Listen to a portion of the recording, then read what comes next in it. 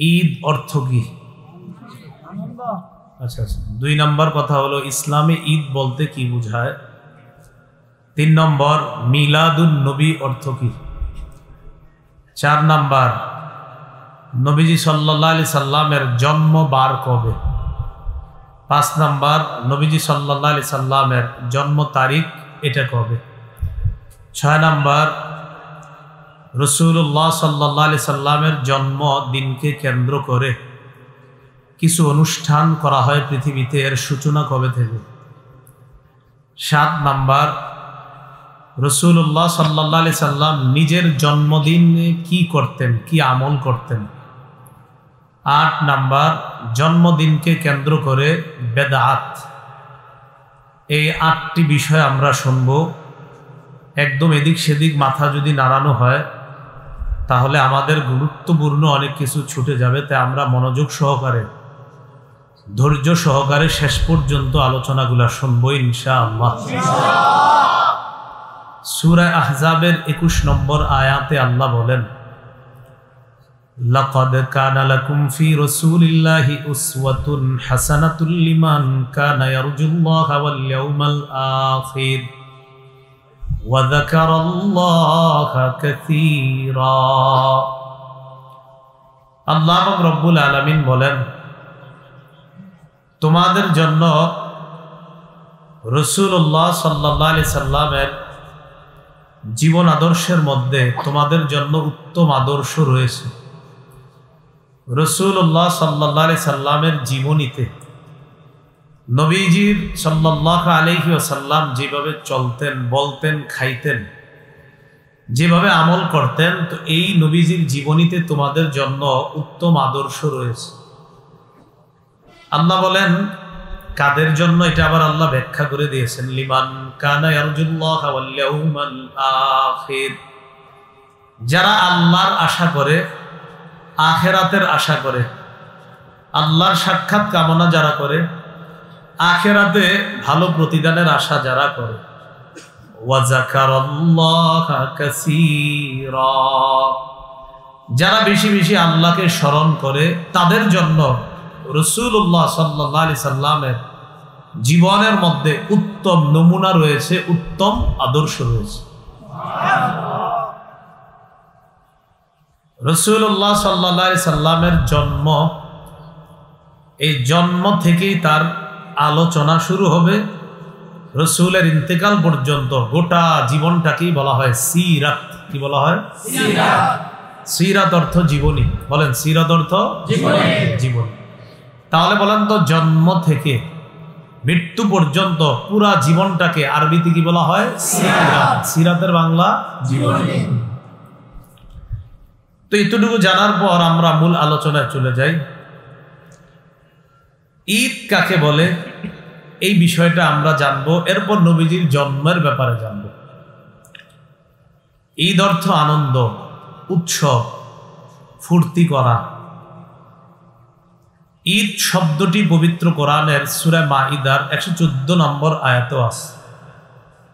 সূরা মাইদার 112, 13, 14 নম্বর আয়াতে আল্লাহ পাক রব্বুল আলামিন বলেন, إذ قال الحواريون يا عيسى ابن مريم هل يستطيع ربك أن ينزل علينا مائدة من السماء قال اتقوا الله إن كنتم مؤمنين। আল্লাহ বলেন, ঈসা আলাইহিস সালাতু ওয়াস সালামের অনুসারীগণ বললেন, হে মারিয়ামের সন্তান ঈসা, আপনার রব কি আমাদের জন্য আসমান থেকে খাদ্যপূর্ণ দস্তরখান পাঠাতে পারবে? খাদ্যে পরিপূর্ণ দস্তরখান কি আপনার রব আসমান থেকে আমাদের জন্য নাজিল করতে পারবে?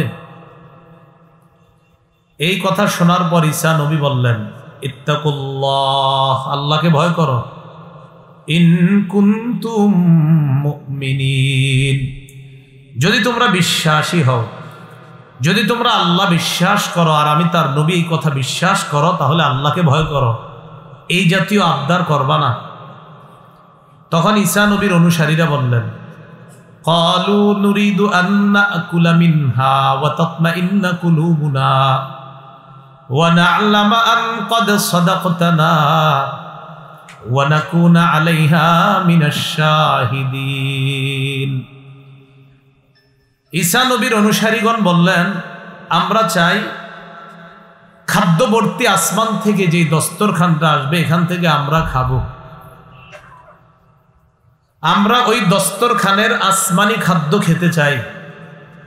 ওয়া তাতমাইন্না কুলুবুনা, এবং আমাদের অন্তর যেন এতে আশ্বস্ত হয়, এতে করে আমাদের অন্তর আশ্বস্ত হবে, হ্যাঁ আসলে আল্লাহ। ওয়া না'লামা, আর আমরা জানতে পারবো, আন ক্বাদ সাদাকতানা, যে আপনি আমাদেরকে যা বলেছেন সব সত্য কথা। ওয়া নাকুনা আলাইহা মিনাশ শাহিদিন, আর এই ব্যাপারে আমরা সাক্ষ্যদাতাদের অন্তর্ভুক্ত হব, হ্যাঁ আমরা সত্যি সত্যি খাদ্যবর্তী দস্তরখান আসমান থেকে পাঠানোর পর সচক্ষে দেখছি, খেয়েছি, এরকম একটা দস্তরখান চাই আমরা। ঈসা নবী আল্লাহর কাছে দোয়া করলেন। ঈসা নবী আল্লাহকে বললেন, রব্বানা আনজিল আলাইনা মাইদাতাম মিনাস সামাই তাকুনু লানা ঈদাল লিআউয়ালিনা ওয়া আখিরিনা ওয়া আয়াতাম মিন ওয়ারযুকনা ওয়া আনতা খায়রুর রাযিকিন। আল্লাহ বললেন, আল্লাহ পাক রব্বুল আলামিনকে ঈসা নবী দোয়ার মধ্যে বলতে লাগলেন, আল্লাহ আমাদের জন্য আসমান থেকে খাদ্য, পরিপূর্ণ খাদ্যে ভর্তি দস্তরখান পাঠান, আমাদের কাছে আপনি পাঠান। তাকুনু লানা ঈদান লিআউয়ালিনা ওয়া আখিরিনা ওয়া আয়াতাম মিন, এটা আমাদের জন্য ঈদ হবে, আমাদের পূর্ববর্তী পরবর্তীদের জন্য ঈদ হবে। এটা ঈদ, বলেন কি হবে? ঈদ, আনন্দ হবে, আনন্দের কারণ হবে। আর এটা হবে আয়াতাম মিনকা, আপনার জন্য, আপনার পক্ষ থেকে একটা নিদর্শন হবে, হ্যাঁ আল্লাহ এমন একটা মুজিজা দেখিয়েছেন যে আমার জন্য, আমার দোয়ার কারণে, আমার জাতির জন্য আল্লাহ খাদ্য ভর্তি দস্তরখান পাঠিয়েছেন। ঈসা নবী বললেন, আল্লাহ ওয়ারযুকনা, আমাদেরকে রিজিক দেন, আপনি উত্তম রিজিক দাতা। সে আলোচনা আমরা যাচ্ছি না, লম্বা আলোচনা। আল্লাহ খাদ্যে পরিপূর্ণ মাছ, ভাইজা, ঘি, মধু ইত্যাদি সহ আল্লাহ খাবার পাঠিয়েছিলেন। আমাদের উদ্দেশ্য, ঈদ শব্দটা কোরআনে আছে, সূরা মাইদার 114 নম্বর আয়াতে। দ্বিতীয় আলোচনা, ইসলামে ঈদ বলতে কি বোঝায়, এ ব্যাপারে আমরা 3টি বর্ণনা শুনব। কয়টি? 1 আবু দাউদ শরীফের 1134 নম্বর হাদিস, 2 সহিহ বুখারীর 963 নম্বর হাদিস, 3 আবু দাউদ শরীফের 1148 নম্বর হাদিস। প্রথম বর্ণনা আবু দাউদের 1134 নম্বর হাদিস। এই হাদিসের বর্ণনাকারী আনাস ইবনু মালিক রাদিয়াল্লাহু তাআলা আন, তিনি বলেন, কদিমা রাসূলুল্লাহ সাল্লাল্লাহু আলাইহি ওয়াসাল্লাম আল মাদিনা ওয়া লাহুম ইয়াওমান ইয়ালআবুনা ফীহিমা। রাসূলুল্লাহ সাল্লাল্লাহু আলাইহি সাল্লাম হিজরত করে মক্কা থেকে মদিনায় আগমন করলেন। মদিনায় আসার পর দেখে মদিনার জনগণ 2টি দিনকে কেন্দ্র করে খেলাধুলা করে, উৎসব করে, আনন্দ উল্লাস করে। কয়দিন? এই আনন্দ দেখে রাসূল তাদেরকে প্রশ্ন করলেন, মা হাদানিল ইয়াউমান, আচ্ছা এই 2 দিন কি, তোমরা আনন্দ করো কেন? তখন তারা জবাব দিল, কুন্না নালআবু ফীহিমা ফিল জাহিলিয়া। ওগো আল্লাহর নবী, জাহিলি যুগে আমরা এই 2 দিনে আনন্দ উল্লাস করতাম, উৎসব করতাম, খেলাধুলা করতাম। তখন রাসূলুল্লাহ সাল্লাল্লাহু আলাইহি সাল্লাম বললেন, ইন্নাল্লাহা ক্বাদ আবদালাকুম বিহিমা খায়রাম মিনহুমা। আল্লাহ তোমাদেরকে এই 2 দিনে তোমরা যা করো খেলতামাশা, এর পরিবর্তে আল্লাহর হুকুম পালন করে আল্লাহ পাককে খুশি করার জন্য এই 2 দিনের পরিবর্তে আল্লাহ আরো 2টা দিন তোমাদের জন্য উৎসবের দিন হিসাবে আল্লাহ পরিবর্তন করে দিয়েছেন।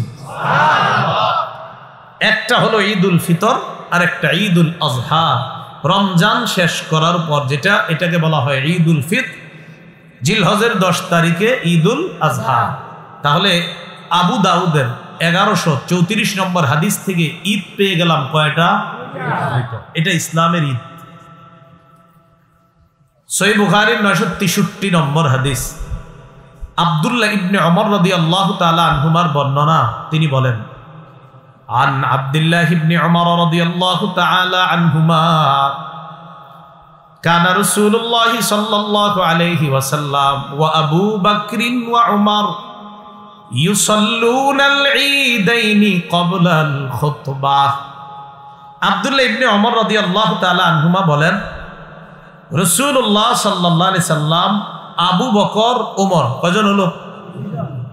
রাসূলুল্লাহ, আবু বকর, উমর, কয়জন? এই তিনজন খুতবার আগে 2 ঈদের নামাজ আদায় করতেন। রাসূলুল্লাহ সাল্লাল্লাহু আলাইহি সাল্লাম, আবু বকর, উমর খুতবার আগে 2 ঈদের নামাজ আদায় করতেন। বলেন তো, খুতবার আগে কয় ঈদ? আমরা 2 ঈদের আগে খুতবা দিই না নামাজের পরে খুতবা দিই? তো বলতেছেন রাসূলুল্লাহ, আবু বকর, উমর তারা খুতবার আগে 2 ঈদের নামাজ আদায় করতেন। তো আমরাও জানি খুতবার আগেই ঈদের নামাজ হয়। তো এখানে আমাদের উদ্দেশ্য হলো খুতবার আগে নবী আবু বকর, উমর কয় ঈদের নামাজ পড়তেন? তাহলে ইসলামী ঈদ কয়টা পাইলাম? আবু দাউদ শরীফের 1148 নম্বর হাদিসের বর্ণনা। এই হাদিসের বর্ণনাকারী সাহাবীর নাম জাবির ইবনে সামুরা রাদিয়াল্লাহু তাআলা। তিনি বলেন, সাল্লাইতু মা রাসূলিল্লাহি সাল্লাল্লাহু আলাইহি ওয়াসাল্লাম গায়রা মাররাতিন ওয়ালা মাররাতাইন আল ঈদাইন বিগাইরি আযানিন ওয়ালা ইকামা। জাবির ইবনে সামুরা রাদিয়াল্লাহু তাআলা আনহু বলেন, আমি রাসূলুল্লাহ সাল্লাল্লাহু আলাইহি ওয়াসাল্লামের সাথে একবার, 2 বার না, অসংখ্য অগণিতবার আজান এবং ইকামত ছাড়া 2 ঈদের নামাজ আদায় করেছি। ঈদের নামাজে আজান দিইনি আমরা, ইকামত দিইনি, তাই এটা উদ্দেশ্য না। জাবির ইবনে সামুরা বলতেছে, কয় ঈদের নামাজ পড়ছি? 2 ঈদের। রাসূল, আবু বকর, ওমর খুতবার আগে কয় ঈদের নামাজ পড়তেন? 2 ঈদের। রাসূল মদিনায় যাওয়ার পর যারা খেলাধুলা করতে তাদেরকে বললেন, এই 2 দিনের পরিবর্তে উৎসবের জন্য মুসলমানকে আল্লাহ কয়টা দিন দিছে? 2 দিন। মনে থাকবেনি? তাহলে ঈদ অর্থ আনন্দ। আর ইসলামে ঈদ মানে আল্লাহর হুকুম পালন করে ইবাদতের মাধ্যমে আল্লাহকে খুশি করার জন্য মুসলমানরা এক জায়গায় একত্রিত হয়ে কুশল বিনিময় করা, একজন আরেকজনের খোঁজ খবর নেওয়ার মাধ্যমে আনন্দ করা, এটা হলো মুসলমানদের ঈদ। এগুলো 2 নাম্বার আলোচনা। 3 নাম্বার আলোচনা মিলাদুন নবী। বলেন সবাই মিলাদুন নবী। পুরাটা বলেন আবার মিলাদুন নবী। এবার যতটুক বলতে বলবো একটু বলবেন। বলেন মিলাদ। মিলাদ অর্থ জন্ম। বলেন এবার আমি বলবো, বাকিটা আপনারা বলবেন। মিলাদ অর্থ কি? জন্ম। মিলাদ অর্থ কি? জন্ম। মিলাদুন নবী অর্থ হলো নবীর জন্ম। বলেন মিলাদুন নবী অর্থ? বলেন উদ্দেশ্য, বলেন মুহাম্মদ সাল্লাল্লাহু আলাইহি ওয়াসাল্লামের জন্ম। তাহলে এবার এই পুরাটা কইবেন। তা আমি বলি মিলাদ জন্ম, শুধু মিলাদ অর্থ জন্ম। মিলাদুন নবী অর্থ মুহাম্মদ, পুরাটা বলবেন মুহাম্মদ সাল্লাল্লাহু আলাইহি ওয়াসাল্লামের জন্ম। তাহলে আমি যদি আপনাদের কাউরে পার্সোনাল এখন জিজ্ঞাসা করি যে ভাই মিলাদ অর্থ কি, বলেন তো কি বলবেন? আর যদি বলি মিলাদুন নবী অর্থ কি, মনে থাকবেন? কিন্তু আপনাদের মাথায় অন্য একটা আছে, মিলাদুন নবী কোন, ঠিক না? কিছু আসছে না হুজুর মিলাদ মানি তো অন্য কিছু না, মিলাদ মানি জন্ম, মিলাদুন নবী মানে মুহাম্মদ সাল্লাল্লাহু আলাইহি ওয়াসাল্লামের জন্ম। এখানে অন্য কিছু আসার কোনো প্রশ্ন নাই। বুঝে আসছে সবার? আচ্ছা, 4 নাম্বার আলোচনা, রসুলের জন্ম বার কবে? রাসূলুল্লাহ সাল্লাল্লাহু আলাইহি সাল্লামের জন্ম বার মুসনাদে আহমদ হাদিসের কিতাব 4 নম্বর খণ্ড 172 নম্বর পৃষ্ঠা। আব্দুল্লাহ ইবনে আব্বাস রাদিয়াল্লাহু তাআলা আনহুমার বর্ণনা, তিনি বলেন, ওয়ালিদা রাসূলুল্লাহ সাল্লাল্লাহু আলাইহি ওয়াসাল্লাম ইয়াউমাল ইসনাইন। রাসূলুল্লাহ সাল্লাল্লাহু আলাইহি সাল্লাম জন্মগ্রহণ করেছেন সোমবারে। কি বারে? সোমবারে। তাহলে বলেন তো রসুলের জন্ম কি বারে? সোমবারে। এই ভাই চা বিক্রেতা, এই চা বিক্রেতা, হ্যালো, এই যে চা, যিনি চা বেচতেছেন আপনি, হ্যাঁ হ্যাঁ, ওনাকে ডাকাইতে বলে দিই। আপনি যে ওনাদের কাছে চা বেচতেছেন, ওনারা তো আলোচনা শুনতে আসছে। হ্যাঁ, আমি আলোচনা কষ্ট করে করি, কষ্ট বুঝেননি, পড়াশোনা করি এরপর করি, এমন কষ্ট আছে। আপনি যদি এখানে চা বিক্রি করেন কষ্ট নিয়েন না, আপনি চা বিক্রি করলে তখন দেখা যাবে অন্যরা আলোচনাটা মন দিয়ে শুনবে না। আপনার ব্যবসার বিরোধিতা করছি না, কিন্তু এখানে এসে যদি চা বিক্রি করেন তো আলোচনাটা তারা মন দিয়ে শুনবে না, কষ্ট নিয়েন না। যিনি যাচ্ছেন আপনিও তাকে কষ্ট দিয়েন না, বুঝিয়ে দেন। হ্যাঁ ঠিক আছে, শোনেন। তো 4 নাম্বার আলোচনা, রাসূলুল্লাহ সাল্লাল্লাহু আলাইহি সাল্লাম জন্মগ্রহণ করেছেন সোমবারে। দিকে তাকান, ভাই আপনারা আবার সবাই দিকে তাকান, এদিকে তাকান। তাহলে রাসূল সাল্লাল্লাহু আলাইহি সাল্লামের জন্মবার কি বার? সোমবার। আজকের আলোচনাগুলো মনে থাকলে তখন দেখা যাবে কি হবে, কারোর সাথে আর ঝগড়া হবে না। দেখেন আমরা খালি ঝগড়া করি প্রতি বছর এই বিষয়গুলো নিয়ে। এই জন্য যাতে ঝগড়া না হয়, মন দিয়ে যদি শুনেন দেখবেন ইনশাআল্লাহ ঝগড়ার কোনো বিষয় থাকবে না। রাসূল সাল্লাল্লাহু আলাইহি সাল্লামের জন্মবার কি বার? সোমবার। মিলাদ অর্থ জন্ম, মিলাদুন নবী অর্থ মুহাম্মদ সাল্লাল্লাহু আলাইহি সাল্লামের জন্ম কি বার? এগুলো 4 নাম্বার কথা। 5 নাম্বার নবীজির জন্ম তারিখ। ইবনে কাসির রহমতুল্লাহি আলাইহি আল বিদায়া ওয়ান নিহায়া কিতাবের মধ্যে নবীর জন্ম তারিখ নিয়ে 60টা মতামত লেখছে। কয়টা? 60টা। 1 number 2 Rabiul Awal, 2 number 8ই Rabiul Awal, 3 number 10ই Rabiul Awal, 4 number 12ই Rabiul Awal, 5 number 17ই Rabiul Awal, 6 number Rabiul আউয়ালের 8 দিন বাকি থাকতে, 7 নাম্বার 12ই রমজান। কয়টা মতামত? 7টা মতামত। হ্যাঁ, 1 number 2 Rabiul Awal, 2 number 8ই Rabiul Awal, 3 number 10ই Rabiul Awal, 4 number 12ই Rabiul Awal, 5 number 17ই Rabiul Awal, 6 number Rabiul আউয়ালের 8 দিন বাকি থাকতে, 7 নাম্বার 12ই রমজান। সবাই সবার সপক্ষে দলিল পেশ করছে, যুক্তি পেশ করছে। ইবনে কাসির এই 60টার মধ্যে 4টাকে কম শক্তিশালী মনে করার কারণে 4টা দলিলকে, মতামতকে তিনি প্রথমেই বাদ দিয়ে দিয়েছেন। কয়টা? 4টা। তাহলে 60টাতে 4টা একটু দলিলে শক্তিশালী কম হওয়ার কারণে যদি বাদ হয়, রইল কয়টা? 3টা। এই 3টা হলো 2 রবিউল আউয়াল, 8ই রবিউল আউয়াল, 12ই রবিউল আউয়াল। তাহলে আমরা আলোচনা করব 3টা বার নিয়ে, 2 রবিউল আউয়াল, 8ই রবিউল আউয়াল, 12ই। কারণ প্রথম 4টা তো এমনি তিনি বাদ দিয়ে দিলেন, তো বাকি রইল 3টা মত, 2, 8, 12। এই 3টার মধ্যে আবার 2টারে বেশি গুরুত্ব দিছে তাবাকাত ইবনে সাদ, একটা কিতাব আছে ইবনে সাদ, তার এই কিতাবের 1 নম্বর খণ্ড 47 নম্বর পৃষ্ঠায় তিনি 8 এবং 12ই রবিউল আউয়ালকে গুরুত্ব দিছে। তাহলে ইবনে কাসির 7 মতামত ব্যক্ত করার পর গুরুত্ব দিছে 3টা মতকে। আরেকজন অনেক বড় ইমাম তাবাকাত ইবনে সাদের মধ্যে তিনি মতামত দিয়েছেন গুরুত্ব সহকারে 2টাকে, একটা হলো 8 আর একটা 12। ইবনে কাসির মতামত দিয়েছেন 2, 8, 12, আর ইবনে সাদ 8 এবং 12। আচ্ছা শুনেন, ওলামায়ে কেরাম সহজে বুঝে ফেলবে এই কথাগুলো, কিন্তু আপনারা যদি মন দিয়ে শুনেন ইনশাআল্লাহ আপনারাও বুঝবেন। ইন্না লিল্লাহি ওয়া ইন্না ইলাইহি রাজিউন।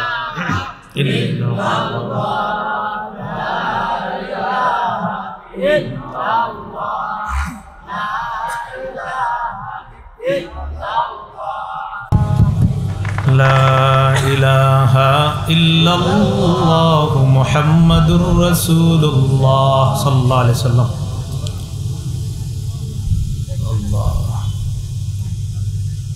ওই আওয়াজ কি ফ্যানের কারণে? ফ্যান বন্ধ করে দেন, সমস্যা নেই। হ্যাঁ, 2 রবিউল, সমস্যা নেই, গরম তো আমার লাগবে, আপনারা টেনশন করেন না। হ্যাঁ, 2 রবিউল আউয়াল, আওয়াজ তো বন্ধ হয়নি। কি হবে আন্দাজি ফ্যানের দৌড় দিলেন, ওইটা দেখেন বন্ধ করা যায়।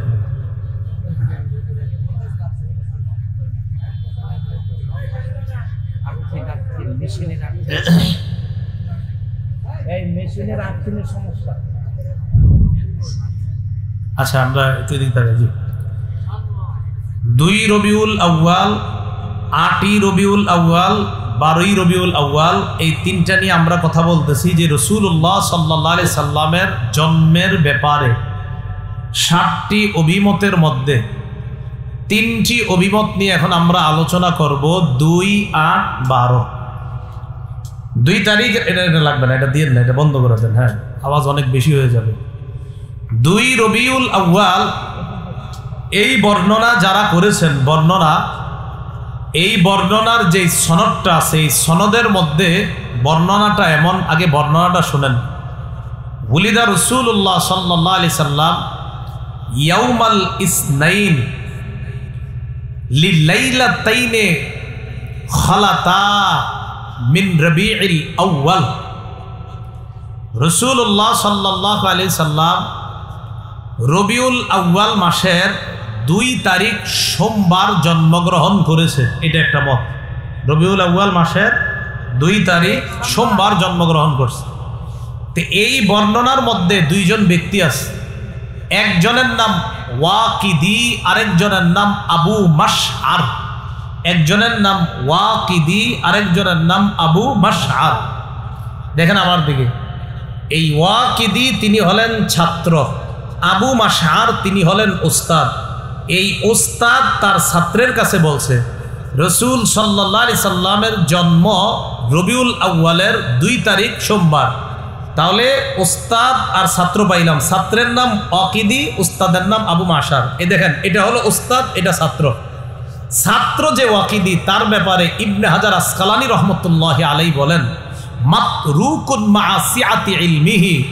ওয়াকিদির প্রচুর এলেম, প্রচুর বিদ্যা। এই প্রচুর বিদ্যা আর এলেম থাকার পরেও তার বর্ণনা গ্রহণ করার মতো না। সে বর্ণনায় উল্টাপাল্টা করে। কি বললেন? সে অনেক বিদ্যার অধিকারী, কিন্তু মাতরুক, সে হাদিস বর্ণনার ক্ষেত্রে পরিত্যাজ্য, তার হাদিস গ্রহণ করা যাবে না। সেই হিসেবে 2 রবিউল আউয়ালের বর্ণনা এটা গ্রহণ করা যাবে না। রয়ে গেল 2টা অভিমত, 8 এবং 12। 8 তারিখের অভিমতটা কি? ইমামুল মাগাজি ইবনে ইসহাক রহমতুল্লাহি আলাইহি বলেন ওয়ালিদা রাসূলুল্লাহ সাল্লাল্লাহু আলাইহি সাল্লাম বা কানা মাউলিদু। রাসূল সাল্লাল্লাহু আলাইহি সাল্লামের জন্ম আমাল ফিল, হাতির বাহিনী বা হস্তি বাহিনী যেই বছর কাবার উপর হামলা চালানোর জন্য এসেছে, ওই বছর রাসূলের জন্ম। একটি কথা মনে রাখবেন, নবীর জন্ম হস্তি বাহিনী কাবা শরীফে হামলা চালানোর চেষ্টা করেছিল যেই বছর, ওই বছর যে নবীর জন্ম, এই ব্যাপারে সারা দুনিয়ার ওলামায়ে কেরাম একমত। তাহলে একটা বিষয় একমত, সেটা কি?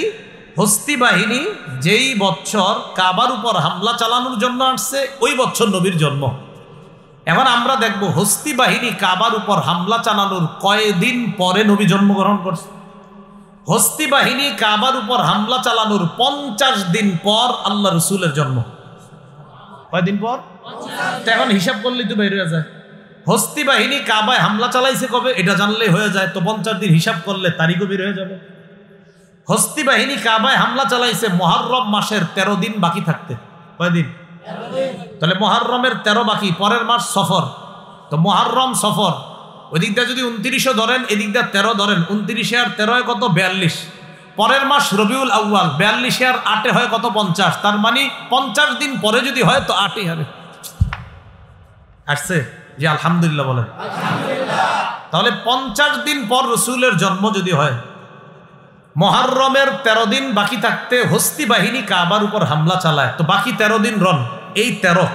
পরের মাস সফর, সফর যদি 29 ধরেন, তো 29 আর 13 হয় 42। রবিউল আউয়ালে আরো 8 দিন যোগ করেন, কারণ 42 থেকে 8 দিন যোগ করে 50 বানাইতে হবে। তো বলেন 42-এর পরে 50 হয় কয়দিন যোগ করলে? তাহলে রবিউল আউয়ালের 8 তারিখে জন্ম, এই কথাটা স্পষ্ট। আল্লাহ জানে, বুঝছেননি? আবার সহজে বুঝেন। দ্বিতীয় অভিমত, রসুলের জন্ম 8ই রবিউল আউয়াল। ইমামুল মাগাজি ইবনে ইসহাক বলেন হস্তি বাহিনী যে বছর কাবায় হামলা চালায়, সে বছর নবীর জন্ম।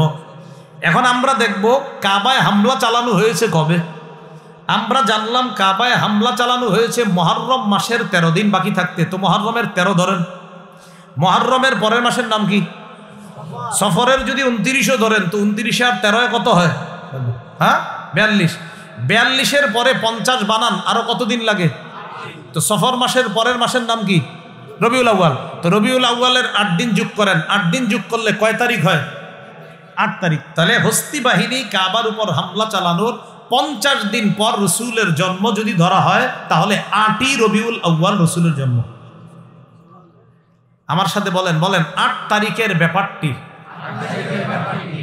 প্রসিদ্ধ, বিদগ্ধ, মুহাক্কিক, বিচক্ষণ আলেমদের নিকট বিশুদ্ধ। ৮ তারিখের ব্যাপারটি বিচক্ষণ, বিদগ্ধ এবং মুহাক্কিক উলামায়ে কেরাম যারা, তাদের কাছে এটাই বিশুদ্ধ। রাসূলের জন্ম ৮ই রবিউল আউয়াল। রয়ে গেল 12। কত? 12। 12 তারিখের ব্যাপারটিও ইবনে কাসির রহমতুল্লাহ আলাই এখানে আনছেন। সেখানে বলছে কিলা, আরবিটা কিলা। উলামায়ে কেরাম আছে কিলা কখন বলে জানেন? লেখকরা কিলা লেখে যদি বর্ণনাটি দুর্বল হয় তখন তারা লেখে কিলা। কোন বর্ণনা দুর্বল হলে তখন তারা লেখে কিলা, মানে বলা হয়ে থাকে। সেখানে লেখছেন তিনি রাসূলের জন্ম 12ই রবিউল আউয়াল। 12ই রবিউল আউয়ালের বর্ণনাকারী 2 জন সাহাবী, একজনের নাম জাবের, আরেক দলের নাম আব্দুল্লাহ ইবনে আব্বাস। খুব মন দিয়ে শুনবেন। এই দেখেন 3 আঙ্গুল। সাহাবী, সাহাবীর ছাত্র, ছাত্রের ছাত্র। তাহলে তিনি ছাত্র, তার উস্তাদ একজন, তার উস্তাদ সাহাবী। দেখেন সাহাবী জাবির ইবনে আব্দুল্লাহ আর আব্দুল্লাহ ইবনে আব্বাসের বর্ণনা, তারা বলেন উলিদা রাসূলুল্লাহ সাল্লাল্লাহু আলাইহি সাল্লাম ইয়াউমাল ইসনাইন আস-সানি মিন শাহরি রবিউল আউয়াল। রবিউল আউয়াল মাসের 12 তারিখে আল্লাহ রাসূলের জন্ম। এই বর্ণনাকারী সাহাবীর নাম জাবির ইবনে আব্দুল্লাহ আর আব্দুল্লাহ ইবনে আব্বাস। বাস, এই যে সাহাবী বর্ণনা করছেন নবীর জন্ম 12ই রবিউল আউয়াল। এই সাহাবী থেকে হাদিসটা যিনি বর্ণনা করেছেন তার নাম সাঈদ। বলেন কি নাম? সাঈদ। তাহলে সাহাবীর ছাত্রের নাম সাঈদ। দেখেন এই সাঈদ থেকে হাদিসটা যিনি বর্ণনা করছেন তার নাম আফফান। কি নাম? তাহলে দেখি আপনারা সবাই তাকান। সাহাবী, সাহাবীর ছাত্র সাঈদ, সাঈদের ছাত্র আফফান। সাহাবী, ছাত্রের নাম সাঈদের ছাত্রের নাম। এবার মজার বিষয় দেখেন, তাহলে সনদে পাইলাম সাহাবী, সাঈদ, আফফান। তাহলে বলেন তো সাহাবী একটু রাখেন। এবার 2 জন, এই সাঈদ আর আফফান, উস্তাদকে সাঈদ, ছাত্রকে আবার উস্তাদকে ছাত্র। এ দেখেন উস্তাদ মৃত্যুবরণ করছে 110 হিজরিতে। কয় হিজরিতে? ছাত্র জন্মগ্রহণ করছে এর 24 বছর পর, তথা 134 হিজরিতে। আবার শোনেন, উস্তাদ মৃত্যুবরণ করছে 110 হিজরিতে, ছাত্রের জন্ম হয়েছে তারও 24 বছর পর, মানে 134 হিজরিতে। তা বোঝা গেল ওনারা 2 জন আসলে ছাত্র উস্তাদ। এটাকে বলা হয় ইনকিতা বা বিচ্ছিন্নতা, সনদের বিচ্ছিন্নতা। আর সনদের বিচ্ছিন্নতাকে আরবিতে বলা হয় ইনকিতা, আর ইনকিতা যুক্ত হাদিসকে বলা হয় হাদিসে মুনকাতি। আর হাদিসে মুনকাতি দলিল হিসাবে গ্রহণযোগ্য না। তাই 12ই রবিউল আউয়ালের মতটি ইবনে কাসির লেখছেন প্রসিদ্ধ, তবে বিশুদ্ধ লেখেননি। কি লেখছেন? প্রসিদ্ধ। কি লেখেননি? বিশুদ্ধ লিখেছেন কোনটা? 8ই রবিউল আউয়াল। তাহলে বিচক্ষণ, বিদগ্ধ আলেমদের কাছে 8ই রবিউল আউয়াল বিশুদ্ধ, আর আমাদের কাছে 12ই রবিউল আউয়াল প্রসিদ্ধ। কিন্তু এই মতটি দুর্বল কেন? ছাত্র আর উস্তাদ 2 জন।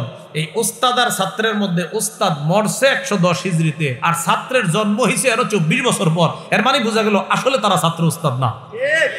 বুঝছেননি কথাটা? আল্লাহ জানে। বুঝছেননি? আলেম ছাড়া অন্যরা বুঝছেননি? সোজা কথা, উস্তাদ আর ছাত্র এদের যোগাযোগ হয় নাই, তার মানে হাদিসে নিশ্চিত কোনো সমস্যা হয়েছে। এই জন্য এটাকে বলা হয় হাদিসে মুনকাতি। এটা দলিল হিসাবে গ্রহণযোগ্য না। তাহলে 2, 8 আর 12-র মধ্যে বিশুদ্ধ অভিমত পাইলাম 8ই রবিউল আউয়াল।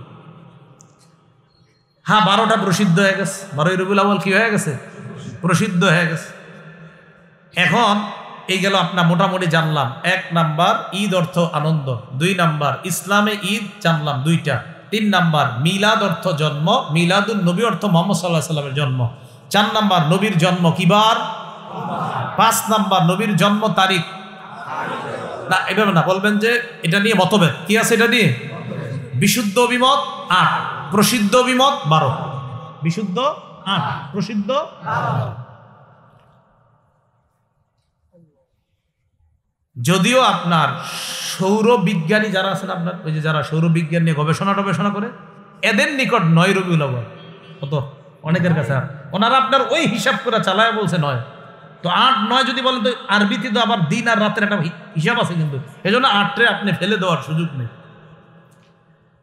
এবার আমাদের আলোচনার বিষয় হলো 6 নাম্বার আলোচ্য বিষয়, মিলাদুন নবী বা রাসূলের জন্মদিনকে কেন্দ্র করে উৎসব পালন বা বিভিন্ন অনুষ্ঠান পালনের সূচনা কবে থেকে হলো?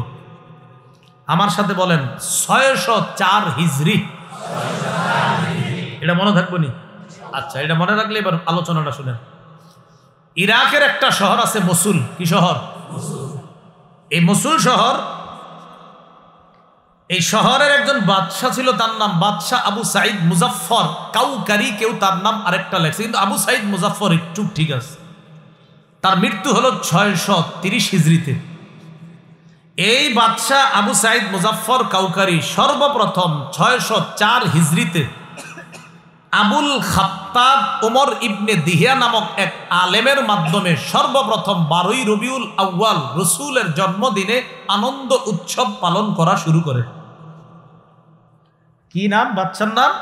আবু সাইদ। কি নাম? আবু সাইদ। পুরা নামটা আবু সাইদ মুজাফফর কাউকারি, পুরাটা মনে রাখা আবু সাইদ। আর একজন হুজুরের মাধ্যমে শুরু করছে, ওই হুজুরের নাম আবুল খাত্তাব ওমর ইবনে দিহিয়া। এই হুজুরের মৃত্যু হলো 633 হিজরিতে। ওনার মাধ্যমে 12ই রবিউল আউয়াল সর্বপ্রথম তারা উৎসব পালন শুরু করে। আচ্ছা, এই ব্যক্তি যিনি ওমর, মানে আবুল খাত্তাব ওমর, তার ব্যাপারে ইবনে হাজার আসকালানি লিসানুল মিজান কিতাবে লেখছে, কাসিরুল ওয়াকিআ ফিল আইম্মাতি ওয়াস সালাফ মিনাল উলামা। এই লোকটা উলামায়ে কেরাম এবং ইমামদের ব্যাপারে খুব জঘন্য ভাষা ব্যবহার করত। এই লোকটা শাদীদুল কিবরি, লোকটা ছিল অহংকারী। লোকটা কি ছিল বলেন তো? খবিসুল লিসান, লোকটার ভাষা ছিল খুব খারাপ। বর্তমান যুগেও দেখবেন আহলে হক আলেমদের বিরোধিতা যারা করে, তাদের প্রধান অস্ত্র মুখের ভাষা খারাপ করে। প্রধান অস্ত্র মুখের ভাষাটা খারাপ করবে, এটা প্রধান অস্ত্র। আমি এই পর্যন্ত একটা ভাষা খারাপ বলছি বলেন? আমি আপনাদেরকে বলছি দলিলের আলোকে। এখন আমি তো বলে গেলাম, এরপরও দেখবেন আমাকে গালিগালাজ করতেছে। তো ইবনে হাজার আসকালানি রহমতুল্লাহি আলাইহি বলেন, এই লোকটা খবিসুল লিসান, তার ভাষা ছিল খুব খারাপ। উলামায়ে কেরাম ইমামদের ব্যাপারে জঘন্য ভাষা ব্যবহার করত। শাদীদুল কিবরি, প্রচন্ড অহংকারী ছিল। মুতাহাবিনা, অলস টাইপের ছিল। কি টাইপের ছিল? বর্তমান যুগে যারা আমাদের নিকট অনেক বড় আলেম, এই অনেক বড় হওয়ার পরেও এরা বেদাতেরকে যখন প্রমোট করে, বেদাত প্রমোট করতে গিয়ে দেখবেন কথা বলার স্টাইল এমন, দেখলেই বোঝা যায় কথা থেকে প্রচুর পরিমাণে অহংকার ঝরে পড়তেছে। অহংকার প্রচুর। মুতাহাবিনা, অলস, আর শাদীদুল কিবরি, প্রচন্ড অহংকারী বলছি ইবনে হাজার। এখন এটা জানলাম আমরা 6 নম্বর আলোচনা। তখন বলেন তো, রসুলের জন্মকে কেন্দ্র করে কোন উৎসব, এটা কবে থেকে শুরু হয়? 604 হিজরি। কোন দেশে? ইরাক। কোন শহর? মসুল শহর। সর্বপ্রথম শুরু করছে আবু সাইদ নামে একজন, যেই হুজুরে দিয়ে শুরু করছে তার নাম আবুল খাত্তাব ওমর ইবনে দিহিয়া। আচ্ছা, 7 নম্বর আলোচনা, রসুলের জন্মদিনে আমাদের কি করণীয়, কি করা দরকার? আমার সাথে সবাই বলেন, বলেন আমরা নবীর জন্মদিনে তাই করব যা নবীজি করেছেন। ঠিক তো? ওয়াদা তো? ইনশাআল্লাহ। এখন বলেন যে নবীজি সাল্লাল্লাহু আলাইহি সাল্লাম, বলেন তার জন্মদিনে সাপ্তাহিক আমল করতেন। তাহলে রসুল বাৎসরিক আমল করতেন না, কি আমল করতেন? তাহলে কি জানলাম, রসুল জন্মদিন কি বাৎসরিক পালন করতেন না সাপ্তাহিক? সাপ্তাহিক। তাহলে আমরা জানবো এবং রসুল তার সাপ্তাহিক জন্মদিনটা কি করতেন, এটা এখন আমরা জানবো। তাহলে আগে এতটুকু শিওর হন, রসুলের জন্মদিনে আমরা আমল কি বাৎসরিক করব না সাপ্তাহিক? তো মাশাআল্লাহ, তা হাদিস থেকে আমরা জানবো, জানার পর আমল করব। দলিল না থাকলে আমরাও করব না, থাকলে সবাই করতে হবে। মুসলিম শরীফ 1162 নম্বর হাদিস। মাদ্রাসা পাঠ্যপুস্তক অনুসারে মোট হাদিস সংখ্যা হবে 3033টা, এই অনুযায়ী 1162। এই হাদিসের মধ্যে আসছে, সুইলা রাসূলুল্লাহ সাল্লাল্লাহু আলাইহি ওয়াসাল্লাম আন সাওমিহি। রাসূলুল্লাহ সাল্লাল্লাহু আলাইহি সাল্লামকে তার নফল রোজার ব্যাপারে প্রশ্ন করা হয়েছে। রাসূল রাগ হয়ে গেছে, এটা শুই না, একটু রাগ করছে। ফাগাদিবা, একটু রাগ করছে। রাগ করার পর হযরত ওমর ইবনুল খাত্তাব বললেন, রদিনা বিল্লাহি রাব্বা ওয়া বিল ইসলামি দীনা ওয়া বি মুহাম্মাদিন রাসূলা ওয়া বি বাইআতিনা বাইআতা। ওমর ইবনুল খাত্তাব রাদিয়াল্লাহু তাআলা আনহু বলেন, রাসূলের রাগ দেখা আমরা আল্লাহকে রব হিসাবে মেনে নিলাম, ইসলামকে ধর্ম হিসাবে মেনে নিলাম, রসুল সাল্লাল্লাহু আলাইহি সাল্লাম তথা মুহাম্মদ সাল্লাল্লাহু আলাইহি সাল্লামকে রসুল হিসাবে মেনে নিলাম, আর আমরা যে বায়াত হয়েছি তার কাছে, এই বায়াতকেই বায়াত হিসাবে আমরা সন্তুষ্ট হয়ে গেলাম। ওমর ইবনুল খাত্তাব এটা বলছে নবীজির যেন আপনার এই রাগটা কমে যায়। একটু রাগ করছে, মানে নফল রোজা যে তোমরা কি পারবা বললে, এই জন্য একটু মুফাসসিরিন মুহাদ্দিসিনে কেরাম লেখছে যে নফল ইবাদত এরকম করার কারণে হয়তো রসুল একটু যে প্রশ্ন এত বারবার কেন করা, এই জন্য একটু রাগ হয়ে গেছে। তো এবার রসুলকে প্রশ্ন করা হলো সুইলা আন সাওমিদ দাহরি, রসুলকে জিজ্ঞাসা করা হলো হুজুর সারা বছর যারা রোজা রাখে এই ব্যাপারে আপনার কি অভিমত? সারা বছর রোজা, একদম রোজা ছাড়ে না, 5 দিন ছাড়া পুরা রোজা রাখে। নবী জবাব দিলেন লা সামা ওয়ালা আফতারা, যে ব্যক্তি সারা বছর রোজা রাখে সে রোজাও রাখে নাই আবার রোজা ভাঙেও নাই। কি বললেন? সে রোজা রাখেও নাই আবার রোজা ছাড়েও নাই, মানে এটা উৎসাহিত করেন নাই নবী যে না এটা উৎসাহ দেন নাই যে না এটা ঠিক না, এটা না রাখাই ভালো। নবী বললেন সে রোজাও রাখেও নাই আবার ছাড়েও নাই, নাজায়েজ বলেন নাই, কিন্তু মানে বোঝা যায় রসুলের কথায় রসুল এই রোজায় উৎসাহ দিচ্ছেন না যে সারা বছর রোজা রাখো। এবার প্রশ্ন করলেন সুইলা আন সাওমি ইয়াউমাইনি ওয়া ইফতারি ইয়াউমিন, রসুলকে প্রশ্ন করা হলো ইয়া রাসূলুল্লাহ কোন ব্যক্তি যদি 2 দিন রোজা রাখে আর 1 দিন না রাখে এই ব্যাপারে আপনার কাছে জানতে চাই। আজকে রাখলেন কালকে রাখলেন পরের দিন রাখবেন না, আজকে বৃহস্পতি শুক্র 2 দিন রাখলেন, শনি রাখবেন না, রবি সোম 2 দিন রাখলেন, মঙ্গল রাখলেন না, বুধ বৃহস্পতি 2 দিন রাখলেন, শুক্র রাখলেন না, অর্থাৎ 2 দিন রোজা 1 দিন রাখবে না, আবার 2 দিন রোজা 1 দিন রাখবে না। হুজুর এই ব্যাপারে আপনার অভিমত জানতে চাই। فقال رسول الله صلى الله عليه وسلم ومن يطيق ذلك, নবীজি বললেন এটা কষ্টকর, এটা কে পারবে বলো, কার সামর্থ্য আছে এটা? মানে রসুল বুঝাইলেন এটা কেউ পারলেও এটাতেও রসুল উৎসাহ দিচ্ছেন না। রসুল বললেন এটা কার সামর্থ্য আছে, এটা দ্বারা কি বোঝা যায় যে এটাতেও রসুল উৎসাহ দিচ্ছেন না, যে 2 দিন রোজা রাখবা আর 1 দিন রাখবা না, এটাও উৎসাহ দিচ্ছেন না। এবার তৃতীয় প্রশ্ন করলেন ওয়াসুইলা আন সাওমি ইয়াউমিন ওয়া ইফতারি ইয়াউমাইন, প্রশ্ন করলেন হুজুর কেউ যদি 1 দিন রোজা রাখে আর 2 দিন না রাখে, আজকে রাখলেন পরে 2 দিন রাখবেন না, আবার রাখবেন আবার 2 দিন রাখবেন না, অর্থাৎ 1 দিন রোজা 2 দিন গ্যাপ, আবার 1 দিন রোজা আবার 2 দিন গ্যাপ, এটা রাখলে কেমন হয়? নবীজি সাল্লাল্লাহু আলাইহি সাল্লাম বললেন ইয়া লাইতা লাউ কাওয়ানাল্লাহু যালিকা, হ্যাঁ এটা তো সুন্দরিশ, আল্লাহ যদি এই রোজা রাখার ক্ষমতা আমগো সবাইরে দিত। সুবহানাল্লাহ, এটা উৎসাহ দিয়েছেন রাসূল বললেন আল্লাহ যদি এই রোজা রাখার ক্ষমতা আমাদের সবাইরে দিত, এটা বোঝা গেল কি উৎসাহ দিয়েছেন। তাহলে দেখি আপনাদেরকে এবার পরীক্ষা নেই, 2 রোজা রাখবেন মাঝখানে একটা গ্যাপ দিবেন, উৎসাহ দিছে না? 1 রোজা রাখবেন মাঝখানে 2 দিন গ্যাপ দিবেন, উৎসাহ, এটা উৎসাহ দিছে। একটা রাখবেন 2টা গ্যাপ আবার একটা। এবার নবীজির প্রশ্ন করা হলো সুইলা আন সাওমি ইয়াউমিন ওয়া ইফতারি ইয়াউমিন, হুজুর কেউ যদি 1 দিন রোজা রাখে 1 দিন গ্যাপ দেয়, 1 দিন রাখলো 1 দিন গ্যাপ, আবার 1 দিন আবার 1 দিন গ্যাপ, নবীজি বললেন যাকা সাওমু আখি দাউদ আলাইহিস সালাতু ওয়াস সালাম, হ্যাঁ এটাও তো সুন্দর, এটা আমার ভাই দাউদ নবী এই রোজাটা রাখতেন। সুবহানাল্লাহ, কি বললেন? আমার ভাই দাউদ আলাইহিস সালাম এই রোজা রাখতেন। তাহলে এটা উৎসাহ, 1 দিন রাখবেন আবার 1 দিন রাখবেন না, এটা উৎসাহ। তাহলে প্রথম থেকে আবার সারা বছর রোজা উৎসাহ না, 2 দিন রোজা 1 দিন গ্যাপ উৎসাহ না, 1 দিন রোজা 2 দিন গ্যাপ উৎসাহ, 1 দিন রোজা 1 দিন গ্যাপ এটাও উৎসাহ। এবার রাসূল সাল্লাল্লাহু আলাইহি সাল্লামকে প্রশ্ন করা হলো ওয়াসুইলা আন সাওমি ইয়াউমিল ইসনাইন, হুজুর সোমবারের রোজার ব্যাপারে জানতে চাই, একটু সুবহানাল্লাহ পড়েন। সুবহানাল্লাহ, নবীজি জবাব দিলেন ফিহি উলিত্তু, এটা এমন দিন, ইয়াউমুন ফিহি উলিত্তু অথবা উলিত্তু ফিহি, এটা এমন দিন যেই দিনে আমি জন্ম নিছি। সুবহানাল্লাহ, ওয়া বুইস্তু, এটা এমন দিন, ওয়া বুইস্তু যেই দিন আমাকে নবুয়ত দেওয়া হয়েছে, আও উনজিলা আলাইয়া, এই সোমবারে আমার উপর কোরআন নাজিল করা হয়েছে। সুবহানাল্লাহ, হুজুর সোমবারের রোজা রাসূল কো আরে এই দিন তো আমার জন্ম, এই দিন আমার নবুয়ত দেওয়া হয়েছে, এই দিন আমার উপর কোরআন নাজিল করা হয়েছে, তাই আমি এই দিনে রোজা রাখি। সুবহানাল্লাহ, কিবারে সোমবার কি বছরে 1 দিন? তাহলে সোমবার কি বাৎসরিক না সাপ্তাহিক? রাসূল সাল্লাল্লাহু আলাইহি সাল্লাম জন্মদিন কি বাৎসরিক পালন করতেন না সাপ্তাহিক? তো যদি আপনার মনে হয় যে না আমি নবীর জন্মদিনে আমল করব, তো রাসূল যা করেছেন তা করেন, সেটা হলো সারা বছর রাসূল সাপ্তাহিক সোমবারে রোজা রাখতেন। সোমবারে নবীর জন্মে যদি কেউ রোজা রাখে সে প্রকৃত আশিক রাসূল। সে কি রাসূল? আশিক রাসূল সাল্লাল্লাহু আলাইহি সাল্লাম। আচ্ছা দিয়ে আপনারা কি শিখলেন বলেন? তাহলে সোমবার রসুল কি করতেন? নবীর জন্ম কি বার? নবুয়ত দিছি কি বারে? কোরআন নাজিল কি বারে?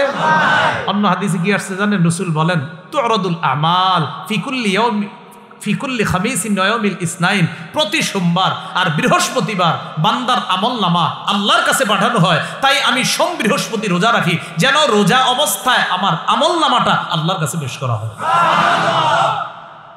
আপনি এটা না কইরা কি করেন না করেন, ঘটনা কি? আল্লাহ বুঝার তৌফিক দান করেন। এই হাদিসে আরো কয়েকটা প্রশ্ন আছে, ওটা বলে ফেলি হাদিসটা। রসুলকে প্রশ্ন করলেন, হুজুর সুইলান সৌমি ইয়াউমি আরাফাতা, হুজুর আরাফার দিনের রোজা রাখলে কি হবে? নবী বললেন ইউকাফফিরুস সানাতাল বাকিয়া ওয়াল মাজিয়া, আগে পরের, আগের এক বছর পরের এক বছর, 2 বছরের গুনাহ মাফ। সাহাবী বললেন হুজুর আরেকটা তাহলে জিজ্ঞাসা করে ফেলি, করো। সুইলা ইয়াউমি আশুরা, হুজুর মুহররমের 10 তারিখে রোজা রাখলে কি হবে? রাসূলুল্লাহ সাল্লাল্লাহু আলাইহি সাল্লাম বললেন ইউকাফফিরুস সানাতাল মাজিয়া, পিছনের এক বছরের গুনাহ মাফ। এবার নবী নিজের থেকে একটা বলছে, এটা বলবো নি?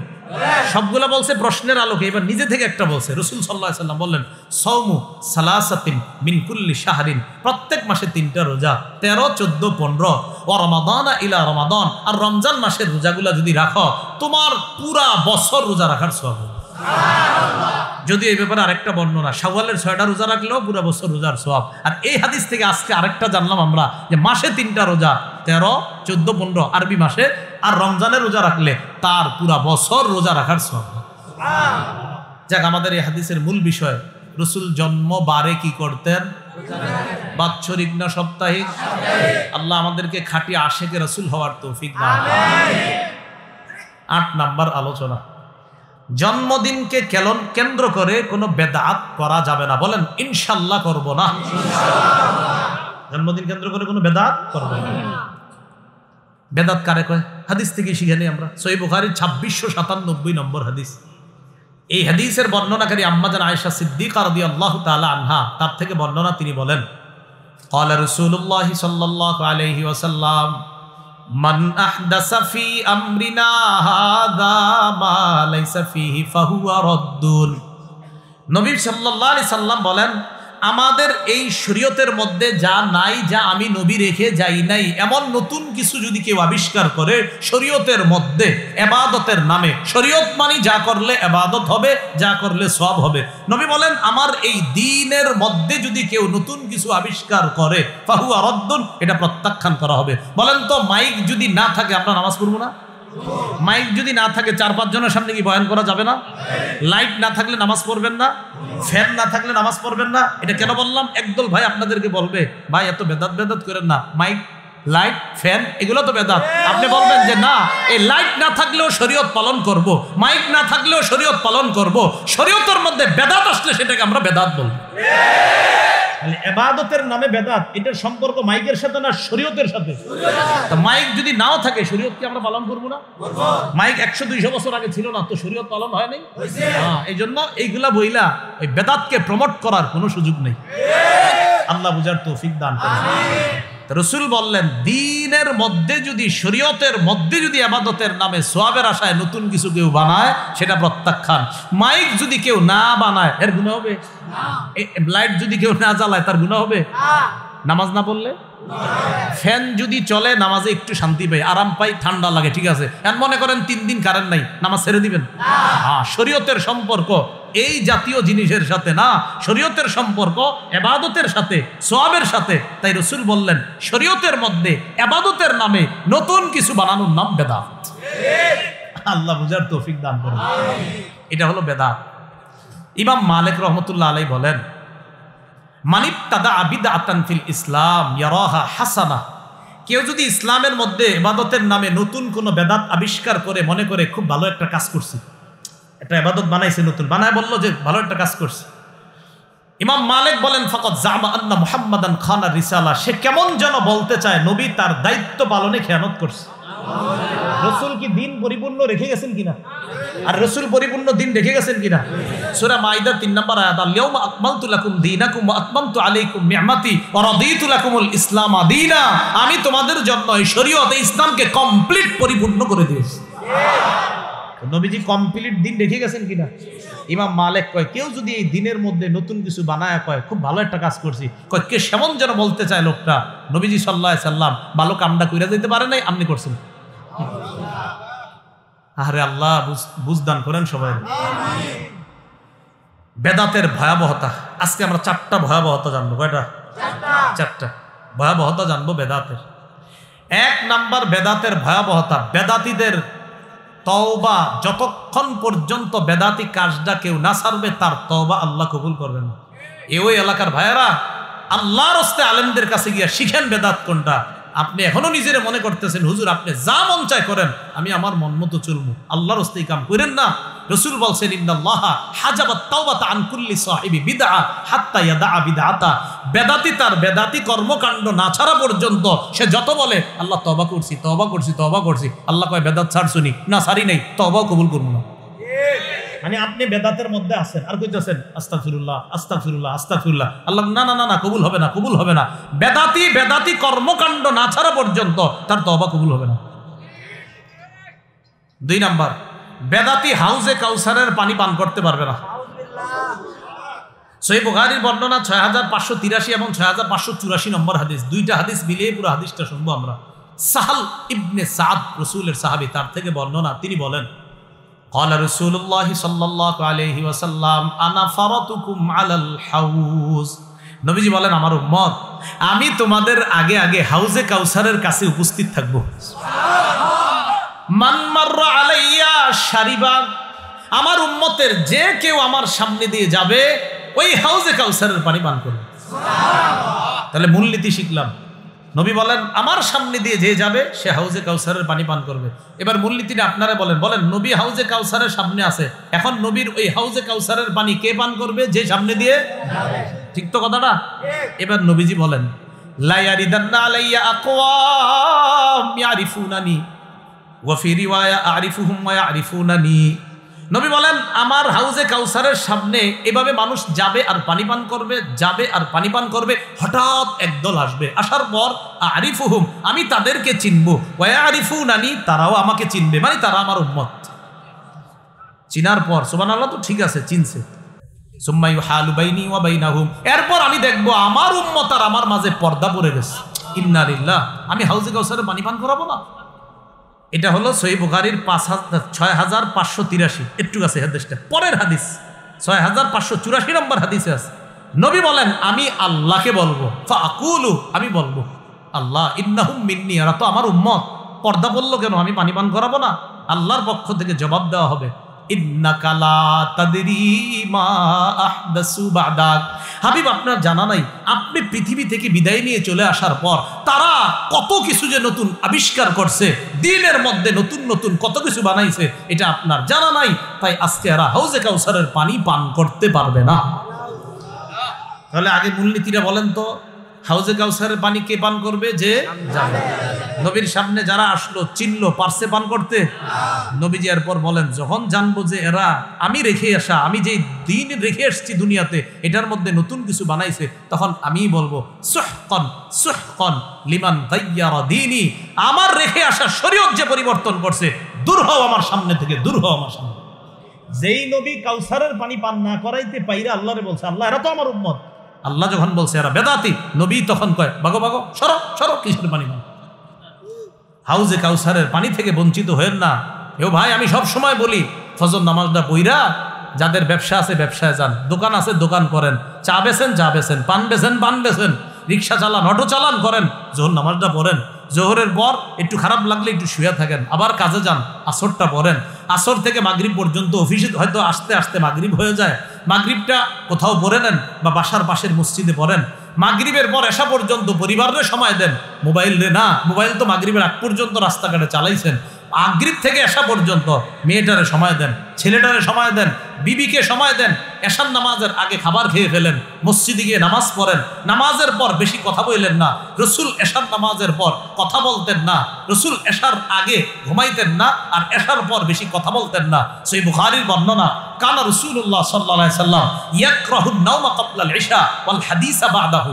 রাসূল সাল্লাল্লাহু আলাইহি সাল্লাম এশার আগে ঘুমানো অপছন্দ করতেন, আর এশার নামাজের পর বেশি সময় সময় কথা বলা অপছন্দ করতেন, এশার পর তাড়াতাড়ি ঘুমায়া যান, আবার পরের দিন জামাতে ফজর পড়েন, এইভাবে জীবনটা চালান। আল্লাহ যদি কিছু টাকা দেয়, জাকাত ফরজ করে জাকাত দেন, আরো কিছু টাকা দিলে হজে যাওয়ার তৌফিক হইলে হজে যান, মরেন জান্নাতে প্রবেশ করেন। না আপনারা কঠিন বানাইবেন খালি এটারে, সহজ বিষয়টা না হুজুর ওইটা করতে হবে, ওইটা করতে হবে, ওই নিয়মটা পালন করতে হবে হুজুর। না আরে জানেন না, যেই মান্যত করছি আমার তো অমুক জায়গায় যাইতে হবে, তমুক জায়গায়, কেন কেন কঠিন বানাচ্ছেন? সহজ বিষয়গুলা কেন কঠিন বানান?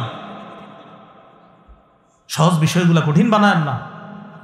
আল্লাহ আমাদেরকে বোঝার তৌফিক দান। এই যে দেখেন, সোমবার দিন যদি রোজা রাখেন, বিষয়টা কি খুব কষ্টকর না সহজ? কিন্তু না, আপনি রোজা না রেখে কি করলেন, একটা প্যান্ডেলটা নাই, একটা মাইক লাগাই, আরো অনেক কিছু করি, যা বললাম না, সব কিছু কইরা টুইরা এরপর দেখি ইত্যাদি ইত্যাদি করি। কি হয়েছে? আরে বুঝেন না, নবীর মহব্বত প্রকাশ করতেছে। আপনি কি কইছেন? রসুল রোজা রাখছে তো আপনি রোজা রাখেন, শেষ।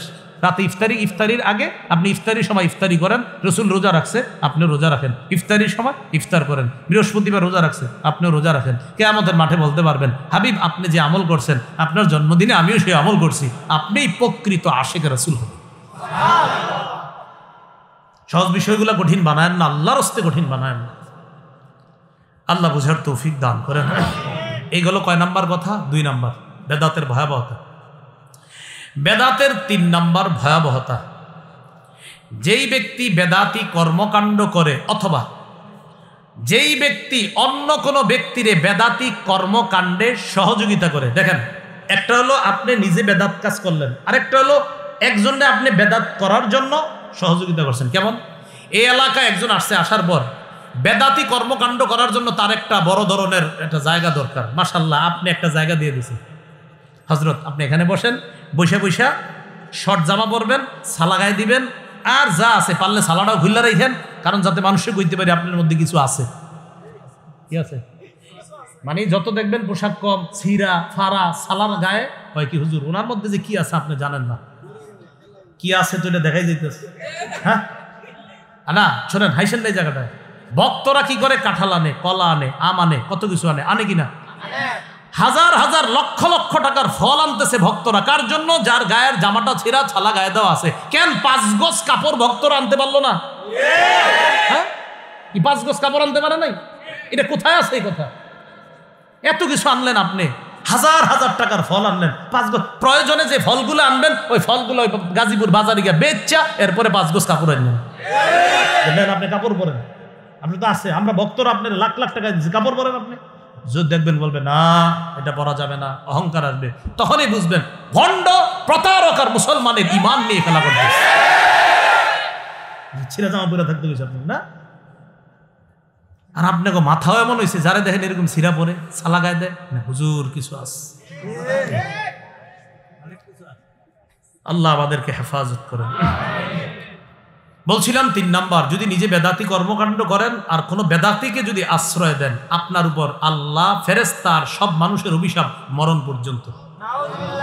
দলিল সহিহ বুখারীর 3172 নম্বর হাদিস, 3172 3172 এই হাদিসে রাসূল সাল্লাল্লাহু আলাইহি সাল্লাম বলেন, মান আহদাসা হাদাসান আও আওয়া ফিহা মুহদিসা, কেউ যদি বেদাতি কর্মকাণ্ড করে অথবা বেদাত করতে অন্যকে কেউ সহযোগিতা করে, কেউ যদি বেদাতি কর্মকাণ্ড করে অথবা ওই বেদাতি কর্মকাণ্ডের জন্য অন্যকে যদি সহযোগিতা করে, আশ্রয় প্রশ্রয় দেয়, ফালাইহি লানাতুল্লাহ, তার উপর আল্লাহর অভিশাপ, ওয়াল মালাইকা, ফেরেশতাদের অভিশাপ, ওয়ান নাসি আজমাইন, সকল মানুষের অভিশাপ।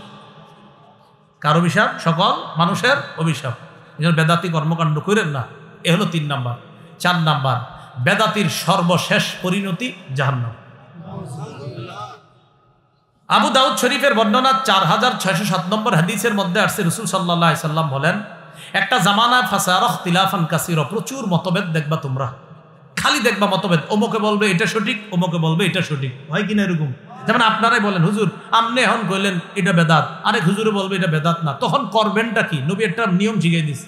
মনে করেন আমি বললাম একটা, উনি বললেন আরেকটা, তো এই বিপদে বললেও করণীয় রাসূল শিখিয়ে দিছে, তো শিখিয়ে দিছে যেটা এটা মানেন, বুঝছেনি? মনে করেন আমগো দুইজনকে দেখতে পারতেছেন না কেন, আমি একটা কইছি, উনি আরেকটা কইছে, তাহলে ওইটা তো দেখতে পারবেন যে আমরা দুইজন উল্টাপাল্টা করলে রাসূল একটা নিয়ম শিখাইছে, এটা পালন করেন, করবেন নি? আওয়াজ ছোট হয়ে গেছে, চিন্তায় আছে নবী না জানি কি কইছে, না আমরা তো হুজুর করে কই, হুজুর আপনি কোন একটা, আরেকজনের কার একটা কয় না, এটা দেখবেন খালি কমেন্টে লেখে হুজুর কাঠটা মানবো, আপনি বলেন একটা আরেকজনে। রসুল বলছে এরকম ঝামেলায় পড়লে আমি একটা কথা বললা যে এটা মানবা, মানবেন নি? রসুল বলছেন যখন ঝামেলায় পড়বা, এই হুজুর একটা আরেক হুজুর একটা, আলাইকুম বিসুন্নতি, তখন আমার সুন্নত ওয়া সুন্নাতিল খুলাফাইর রাশিদিন আল মাহদিয়িন, আমার হেদায়েত প্রাপ্ত সাহাবা খলিফা যারা, তাদের সুন্নত মারির দাঁত দিয়ে আঁকড়ে ধরবা। রসুল যেই বেদাত করেন নাই, 4 খলিফা যেই বেদাত করেন নাই, 3 যুগে যেই বেদাত করে নাই, 4 ইমাম যেই বেদাত করে নাই, রসুল বলছেন তুমি তো বলছো এই জনে বলে একটা, আরেকজন আরেকটা, আমাকে দেখো, আমার সাহাবীদেরকে দেখো, এই যে উল্টা পাল্টা করো, দেখো আমার সাহাবীরা করছে কিনা। আমরা খুঁজে দেখলাম সাহাবীরা না, 3 যুগের মধ্যে এই জাতীয় বেদাতি কর্মকাণ্ড তারা করে নাই। অতএব এটাই প্রমাণ হয়ে যায়, আমি যা বলি আর তিনি যা বলুক, রসুলের কথা দেখলে এটাই প্রমাণ হয় আল্লাহ আর তার আল্লাহ রসুল আর তার সাহাবী, এবং যদি পরবর্তী 3 যুগের তাদেরকে আমরা অনুসরণ করি, এটাই স্পষ্ট হয়ে যাবে ওই 3 যুগের মধ্যে রসুলের জন্মদিনকে কেন্দ্র করে নতুন ধরনের বেদাতি কর্মকাণ্ড তারা করে নাই, অতএব আমরাও করব না। তাহলে আর এটা বলবো না 2 হুজুর 2 রকম কয়, এটা আর কি করবো না, বলবো না। হ্যাঁ কইছি, মনে করেন আমরা 3 জনে 3 রকমই কইছি, রসুল কইছেন সমস্যা কি, আমারে মানো, আমার সাহাবীদেরকে মানো। 3 রকম পাইছো তো সমস্যা নাই, তুমি 3 রকম বাদ দাও, আমারে মানো। তখন দেখবো নবীজির সুন্নতে কি আছে, তো নবীজির সুন্নতে আছে রসুল তার জন্মদিন সাপ্তাহিক পালন করতেন, তো করেন। এই তো সহজ হিসাব, আল্লাহ বুঝার তৌফিক দান করেন। রসুল সাল্লাল্লাহু আলাইহি সাল্লাম বলেন, যখন মতভেদ দেখবা আমার সুন্নত আঁকড়ে ধরো। তাহলে আমরা 2 হুজুর জন্মদিন কেন্দ্র করে 2 রকম বক্তব্য দিছি। রসুলের সুন্নাহের মধ্যে পেয়ে গেছি রসুল সোমবার প্রতি সপ্তাহে রোজা রাখতেন, আমরাও প্রতি সোমবার আশিক রসুলের পরিচয় দিয়ে ইনশাআল্লাহ রোজা রাখার চেষ্টা করব। এরপরে রসুল সাল্লাল্লাহু আলাইহি সাল্লাম বলেন, ইয়াকুম ওয়াল মুহদাসাত, অন্য বর্ণনা ওয়া ইয়াকুম ওয়া মুহদাসাতিল উমুর, নতুন নতুন দিনের মধ্যে কিছু আবিষ্কার করা থেকে বাঁচো। ফাইন্না কুল্লা মুহদাসাতিন বিদআ, নতুন যত কিছু আবিষ্কার হবে ধর্মের মধ্যে, শরীয়তের মধ্যে, সব বেদাত। নাসাইর বর্ণনা আসছে ওয়াকুল্লু বিদআতিন দালালা, সকল বেদাত পথভ্রষ্টতা, ওয়াকুল্লু দালালাতিন ফিন্নার, আর সকল পথভ্রষ্টতার ঠিকানা জাহান্নাম। রাসূল বলছেন নতুন জিনিস দিনে আবিষ্কার করার নাম বেদাত, বেদাতের ঠিকানা, বেদাতের পরিণতি হলো পথভ্রষ্টতা, পথভ্রষ্টতার শেষ পরিণতি হলো জাহান্নাম। জাহান্নামী কর্মকাণ্ড থেকে আল্লাহ আমাদেরকে হেফাজত করুন। ঈদ অর্থ কি? ইসলামে ঈদ কয়টা? মিলাদ অর্থ কি? মিলাদুন নবী অর্থ কি? নবীর জন্ম কি বারে? রসুলের জন্ম তারিখ নিয়ে কি আছে মতভেদ? প্রসিদ্ধ মতভেদ কয়টা? 3টা। 1 নাম্বার 2 তারিখ, 2 নাম্বার 8, 3 নাম্বার 12। এর মধ্যে বিদগ্ধ আলেমদের কাছে কোন তারিখটা বিশুদ্ধ আর প্রসিদ্ধ তারিখ কোনটা? সর্বপ্রথম রসুলের জন্মদিনকে কেন্দ্র করে নতুন নতুন কিছু বেদার সূচনা হয় কত হিজরিতে? মাশাআল্লাহ। রসুল সাল্লাল্লাহু আলাইহি সাল্লাম জন্মদিনে প্রতি বছর রোজা রাখতেন। তাহলে কিবারে? বেদাত কেন্দ্র, রসুলের জন্মদিনকে কেন্দ্র করে বেদাতি কর্মকাণ্ড করলে হাউজে কাউসারের পানি পাবে? ওই বেদাতিকে আশ্রয় দিলে তার উপর কার অভিশাপ? ফেরেশতাদের, সকল মানুষের অভিশাপ। সকল বেদাতীদের সর্বশেষ পরিণতি ঠিকানার নাম সুবহানাল্লাহি ওয়া বিহামদিহি, সুবহানাকাল্লাহু বিহামদিকা আশহাদু আল্লা ইলাহা ইল্লা আনতা আস্তাগফিরুকা ওয়া আতুবু ইলাইক। সঠিক যা কিছু বলা হয়েছে সব আল্লাহর পক্ষ থেকে, ভুল ভ্রান্তি যা হয়েছে সব শয়তান আমার থেকে বলিয়েছে। সকল সঠিক কথাগুলা আল্লাহর পক্ষ থেকে বলা হয়েছে। সঠিক সকল বক্তব্যগুলা মেনে নেওয়ার তৌফিক দান করেন। যত বর্জনীয় বিষয় আছে বর্জন করার তৌফিক দান করেন। মাহফিলে প্রশ্ন উত্তর দেই না, সারা বাংলাদেশে সবাই জানে, এরপরেও ধরায় দিব যাতে এটা ভিডিওতে যায় আর কালকে এটা আবার সবাই দেয়। যে কথা ইমান জাগে, এই বইয়ের কিছু কিছু অংশ, হাদিসের যে অংশগুলো আছে এইগুলো আমি দেখেছিলাম, এজন্য আমার নামও লেখা আছে, যদিও মুফতি লেখা রাখছে, তো লেখা আছে আমার নাম লেখা এখানে, যে সম্পাদনায় আমার নাম। তো আমি কিছু কিছু হাদিসের যে অংশগুলো দেখছি, অনুবাদ সঠিক আছে কিনা এগুলো আমি দেখে দিয়েছিলাম। আর কিছু অংশে আপনার আকীদা বহির্ভূত কোনো কথা ছিল কিনা ওই জায়গাগুলো সংশোধন করে দেওয়ার চেষ্টা করেছি। তো কি বইটার নাম যে কথায় ইমান জাগে, দিল খোলাসা জাহিদ ভাই উনি সংকলন এবং রচনা করছে। আপনারা চাইলে এটা নিতে পারেন, আপনাদের সময়গুলো কাজে লাগবে আশা করি ইনশাআল্লাহ। আজকে যে আলোচনাগুলো করলাম, শুনলাম, বললাম, মহাব্বতের সাথে আলোচনাগুলা আপনারা এখানে যারা আছেন আরো 10 জনরে ঝগড়া করে না, মহাব্বতের সাথে বুঝিয়ে দিবেন ইনশাআল্লাহ। ঠিক আছে ইনশাআল্লাহ? ঝগড়া কারা কারা করবেন একটু হাত তোলেন তো। কেউ করবেন ঝগড়া? না, ঝগড়া করবেন না, মহব্বতের সাথে বুঝিয়ে দিবেন। আল্লাহ তৌফিক দান করেন। আল্লাহুম্মা সাল্লি আলা মুহাম্মাদ ওয়া আলা আলি মুহাম্মাদ কামা সাল্লাইতা আলা ইব্রাহিম ওয়া আলা আলি ইব্রাহিম ইন্নাকা হামিদুম মাজিদ। আল্লাহুম্মা বারিক আলা মুহাম্মাদ ওয়া আলা আলি মুহাম্মাদ। আপনার বই বুঝতেছে, আল্লাহ বারাকতা আলা ইব্রাহিম ওয়া আলা আলি ইব্রাহিম। আলহামদুলিল্লাহি রাব্বিল আলামিন ওয়াল আকিবাতু লিল মুত্তাকিন ওয়াস সালাতু ওয়াস সালামু আলা সাইয়্যিদিল আমবিয়া ওয়াল মুরসালিন ওয়া আলা আলিহি ওয়া আসহাবিহি আজমাইন। রব্বানা যালামনা আনফুসানা ওয়া ইল্লাম তাগফির লানা ওয়া তারহামনা লানাকুনান্না মিনাল খাসিরিন। আল্লাহ অবুঝ ভাইদেরকে আপনি বুঝ দিয়ে দেন। আল্লাহ আমি নিজেও অবুঝ, আমি যে খুব বুঝি এমনও না মাওলা। মাবুদ গো, আমি অবুঝ কিছু বুঝ থেকে মাওলা আমি মুসলমানদেরকে কিছু বোঝানোর চেষ্টা করছিলাম আল্লাহ। আমি আমার সর্বোচ্চ চেষ্টা করছি মাওলা। আল্লাহ হৃদয় উজাড় করে আমি তাদেরকে বোঝানোর চেষ্টা করেছিলাম আল্লাহ। বিলকুল আমার মধ্যে কোনো ধরনের এই মানসিকতা ছিল না যে মানুষের মধ্যে আমি কোনো হিট করব আল্লাহ। এরপরেও মাঝে মাঝে হয়তো দু একটা কথা আমার হিটের মতো এসে গিয়েছে আল্লাহ। আমি আপনার কাছে মাপ চাই। আমি মোহাব্বতের সাথে কথাগুলো বোঝানোর চেষ্টা করেছি আল্লাহ। আমরা তো মুসলমান, আমরা জেনে বুঝে কেন ইসলামকে বিসর্জন দিব আল্লাহ? মেহেরবানি করে আমি সহ আমার এই মুসলমান ভাই বোন যারা এখানে আছি আল্লাহ, আমরা সবাই যেন আমাদের ইমান ইসলামকে হেফাজত করতে পারি, তৌফিক দান করেন আল্লাহ। আমাদের আকীদা বিশুদ্ধ করে দেন আল্লাহ, অশুদ্ধ আকীদা থেকে হেফাজত করেন আল্লাহ। বিশুদ্ধ আকীদা নিয়ে আপনার কাছে যাওয়ার তৌফিক দান করেন আল্লাহ।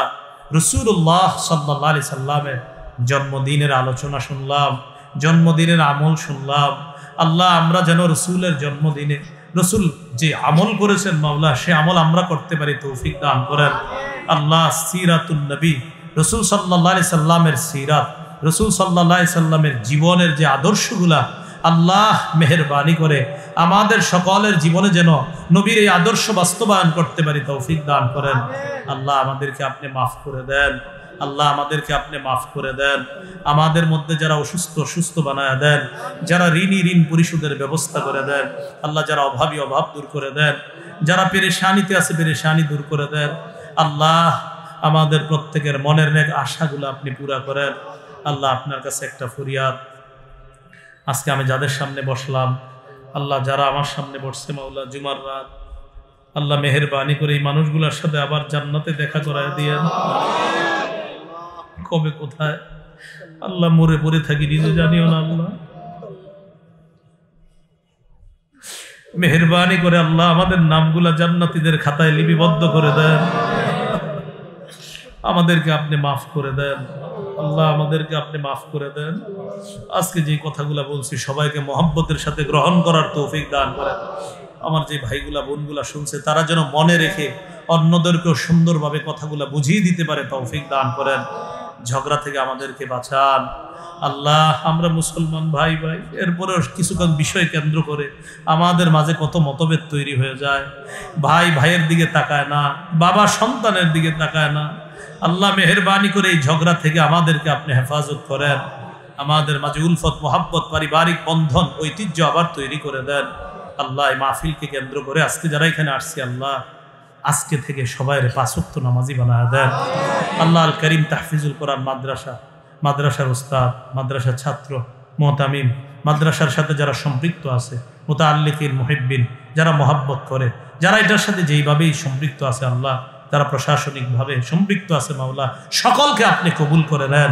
এই মাদ্রাসার সমস্ত প্রয়োজনগুলা গাইবি খাজানা থেকে পুরা করে দেন আল্লাহ। আপনার কাছে শেষ আবদার, আমরা যেদিন মারা যাব ইমানের সাথে মুসলমান পরিচয়ে আমরা যেন বিদায় নিতে পারি, তৌফিক দান করেন। আল্লাহুম্মা সাল্লি ওয়া সাল্লিম ওয়া বারিক আলা মুহাম্মদ। সুবহানা রাব্বিকা রাব্বিল ইজ্জাতি আম্মা ইয়াসিফুন ওয়া সালামুন আলাল মুরসালিন আলহামদুলিল্লাহি রাব্বিল আলামিন।